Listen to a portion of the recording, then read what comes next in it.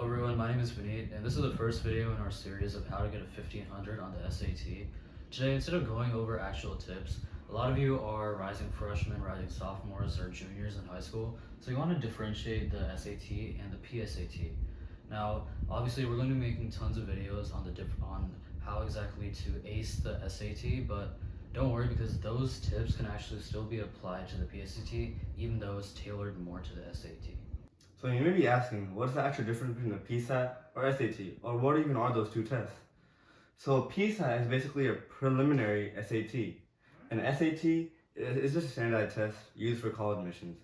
And the special thing about PSAT is that you take it every single year if your school offers it in 9th and 10th, but the one that matters is the 11th grade one, which you have to take for National Merit Scholarship. And if you get like a potential high score, about 1520, then you're likely for a scholarship for about thousands of dollars. So that's one big benefit of the PSAT.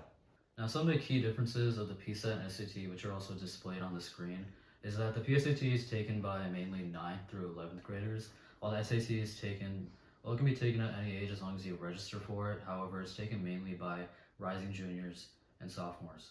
Now, the purpose of the PSAT is essentially practice to essentially simulate what the SAT would be like, and the SAT's purpose is to essentially use it for college admissions if you get a high score.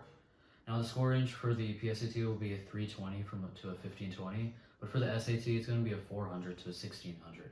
Now, the difficulty of the PSAT and SAT is that the PSAT is actually slightly easier, while the SAT is a little more harder because it has more difficult questions. And finally, the eligibility for scholarships would be with the PSAT, as there is a National Merit Scholarship, but there is no eligibility for scholarship with the SAT. So combined, both of these tests are about 98 questions. And if we break this down to further levels, they're broken down into reading and math sections. So in the reading and writing sections, it's about 27 questions in each module, which are 2 modules. In the math, there's 22 questions in 2 modules. And since this test is adaptive, it's going to get harder if you answer more harder questions.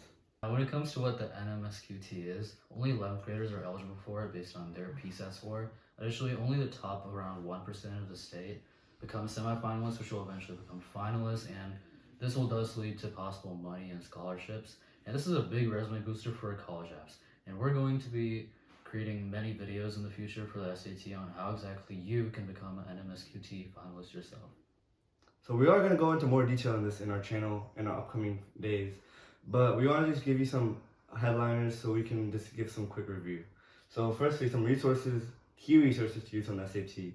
It's Khan Academy, some Blue Book practice tests, there's about 10, so use them wisely, and some prep books. Some good ones off the top of my head are Kaplan, Princeton Review, Barron's, and SAT Panda.